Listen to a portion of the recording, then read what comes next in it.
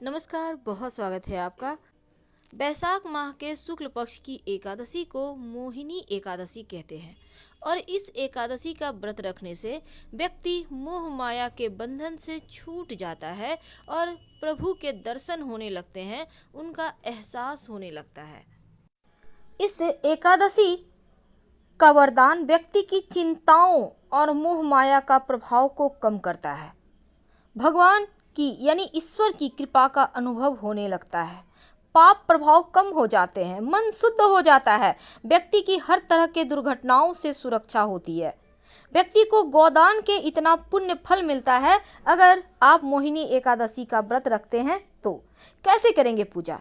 देखिए, भगवान विष्णु या उनके अवतार की ही पूजा होगी एकादशी के दिन।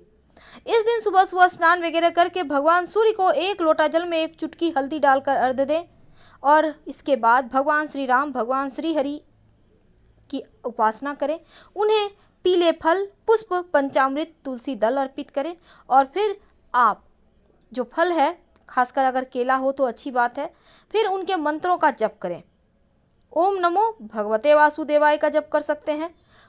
आप इस दिन अगर आप चाहते हैं व्रत रखना तो फल लीजिए, जल जूस ग्रहण कीजिए और अगर आप व्रत रख पा रहे हैं तो सात्विक भोजन ग्रहण कीजिएगा बिना लहसुन प्याज का, और चावल बिल्कुल भी मत खाइएगा। अगले दिन यानी कि जब द्वादशी तिथि के दिन जब आप पारण करेंगे तो एक बेला का भोजन अन्य किसी निर्धन को दान देकर ही पारण कीजिएगा। तो आज इस मोहिनी एकादशी के दिन जो मंत्र होंगे, आप चाहें तो राम रक्षा स्तोत्र का पाठ कर सकते हैं, ओम राम रामाय नमः का जप कर सकते हैं, सभी समस्याओं से मुक्ति मिलेगी। पंचामृत का प्रसाद अर्पित कर सके तो सर्वोत्तम होगा। आइए जानते हैं विशेष प्रयोग जो आपके जीवन के कष्टों को कम करेगा। सबसे पहली प्रयोग, अगर आप चाहते हैं कि विवाह शीघ्र हो जाए, विवाह में विलंब हो रहा है, तब इस दिन जो लोग विवाह करना चाहते हैं, जो बच्चे हैं या उनके माता पिता भी कर सकते हैं इस दिन व्रत, कोई दिक्कत नहीं, उनके बगले कर सकते हैं। सबसे पहले तो भगवान को पीले पुष्प अर्पित करें, उन्हें केसर, दही, मक्खन का भोग लगाएं, फिर सुहाग की सामग्री अर्पित करें और दान कर दें।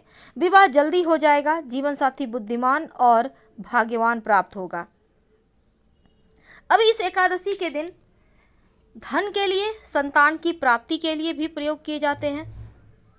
तो अगर आप चाहते हैं कि धन खूब आए तो आप ऐसे में शंख में जल भरकर श्री हरि की, नारायण की आप अभिषेक करें। इन्हें खीर का भोग लगाएं।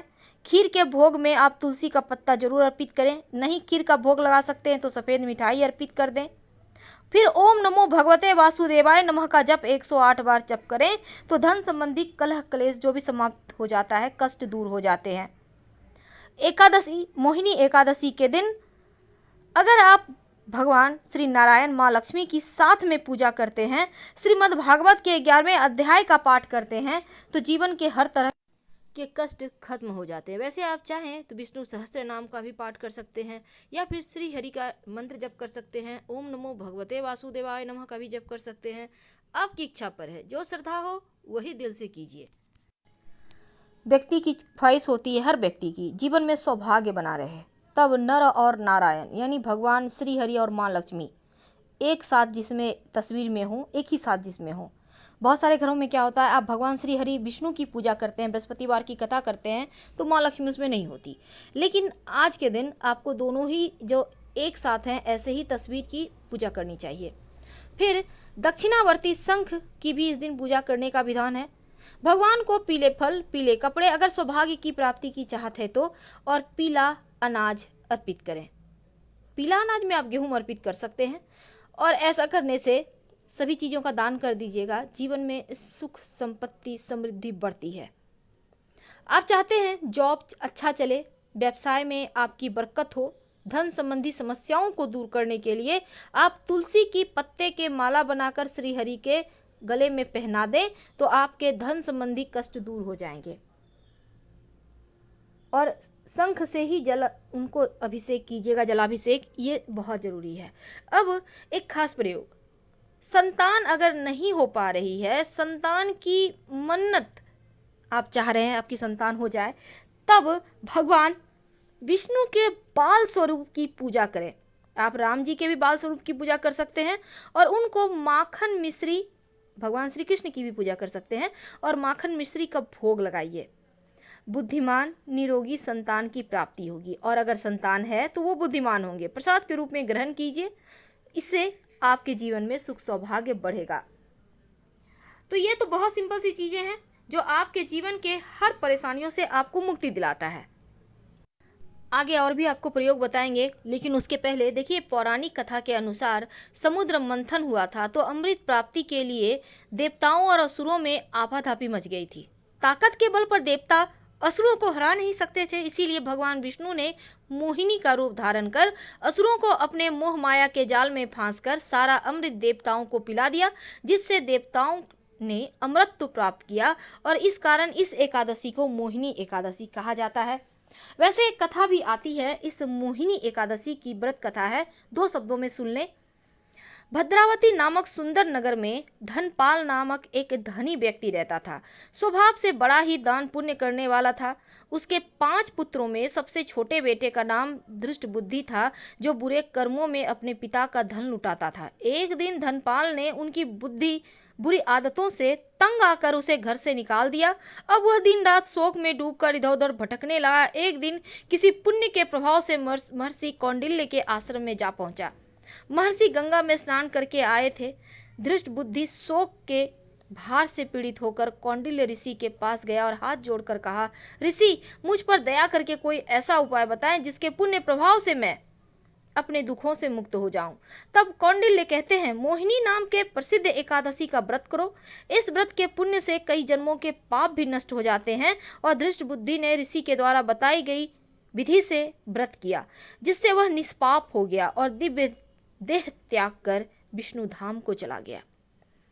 एकादशी तिथि के दिन अगर आपके जीवन में कर्ज बढ़ गए हो, तब पीपल के पेड़ की पूजा करें। कैसे करेंगे?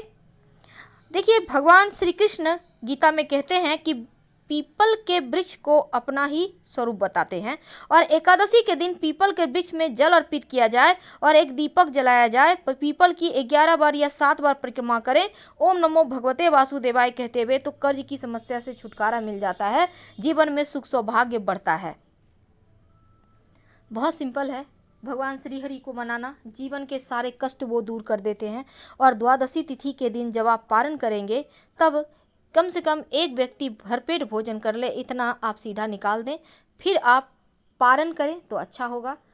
और साथ ही देखिए, द्वादशी तिथि के दिन, चूँकि इस बार और इस एकादशी के दिन आप चावल मत खाइए, बैगन मत खाइए, मसूर की दाल मत खाइए, सात्विक भोजन आहार ग्रहण कीजिए। अगर आप व्रत नहीं भी रखते हैं फिर भी देखिए, इस दिन जब आप दीपक जलाते हैं ना, तो एक दीपक आपको अपने घर में पूजा स्थान पे जलाना है, लौंग डालकर। याद रखिए, घी का दिया होगा, लाल धागे की बाती होगी, उसमें लौंग डाल दीजिए, पूरे घर में दिखाइए। दूसरा दीपक तुलसी जी के पास जलेगा और तीसरा पास में जो भी मंदिर है वहीं जाकर जला के आ जाइए, आपकी हर मन्नत पूरी होगी। तो मोहिनी एकादशी के दिन भगवान श्री कृष्ण के पूजन का विशेष विधान है और साथ ही इस दिन सुबह सुबह नित्य कर्म से निवृत्त होकर स्नान करके आप भगवान की प्रतिमा को स्नान करवाकर उनको आसन पर विराजमान करें। धूप दीप नैवेद्य पुष्प विधिवत सच्चे मन से पूजन करें, मीठे फलों का भोग लगाएं और व्रत के नियमों का पालन करें तो प्रभु सदा प्रसन्न रहते हैं। और एकादशी तिथि प्रभु को अति प्रिय होने के कारण अति पुण्यदायिनी भी है। पुराणों के अनुसार इस व्रत से श्रेष्ठ कोई व्रत ही नहीं है। इस व्रत में व्यक्ति के सभी प्रकार के कष्ट दुख संताप का नाश करने का शक्ति है और किसी भी प्रकार का मानसिक तनाव दूर करने के लिए, सुख शांति के लिए एकादशी व्रत अमोघ है। अगर आप इस व्रत की महिमा सुनते हैं, पढ़ते हैं, तो 1000 गोदान के बराबर फल मिलता है और मोह जाल तथा सभी प्रकार के पापों से छुटकारा मिल जाता है। तो इस व्रत की कथा, जैसा कि हमने पहले आपको बताया इस कहानी इस प्रवचन में ही, और साथ ही इस दिन चावल मत खाइएगा, ना ही घर में किसी को खाने दें, इस बात का खास ध्यान रखना है आपको। इस बार मोहिनी एकादशी 1 मई को है और इस व्रत को आप 1 मई को ही रखेंगे। साथ ही इस व्रत का महत्व क्या है? इसके बारे में हमने बताया आपको। हालांकि एकादशी तिथि का प्रारंभ 30 अप्रैल को रात 8:28 से शुरू होगा और समापन 1 मई की रात 10:09 पर होगा। 2 मई को पारण करेंगे सुबह 5:40 से सुबह 8:19 के बीच। पारण के दिन द्वादशी तिथि समाप्ति का मुहूर्त रहेगा रात 11:17 पर। तो इस दिन जितना ज़्यादा हो भगवान की भक्ति करें, मंत्र जप करें और गेहूं भी इस दिन नहीं खाना चाहिए, याद रखिएगा। दूध फल खाकर आप व्रत खोल सकते हैं, व्रत कर सकते हैं। महत्व ये है कि तमाम अवरोधों को दूर करने के लिए इस व्रत को किया जाता है और भगवान विष्णु की कृपा से मृत्यु के बाद मोक्ष को प्राप्ति होती है। तो आपको दिया जरूर जलाना है एक तुलसी के नीचे, लेकिन तुलसी को टच नहीं करना है। पास के मंदिर में घर के मुख्य दरवाजे के ठीक अंदर एक दिया जलाएंगे, या आपके घर में आंगन है तो वहाँ भी जला सकते हैं, और साथ ही अपने घर के पूजा स्थान पर हर जगह के दीपक में एक लौंग जरूर रखिएगा, पर जो घर के मुख्य दरवाजे के अंदर या आंगन में जलाया है उसमें 1 चुटकी काला तिल डाल दीजिएगा। फिलहाल आपसे विदा लेते हैं। जानकारी अच्छी लगे तो लाइक कर सब्सक्राइब करें। धन्यवाद।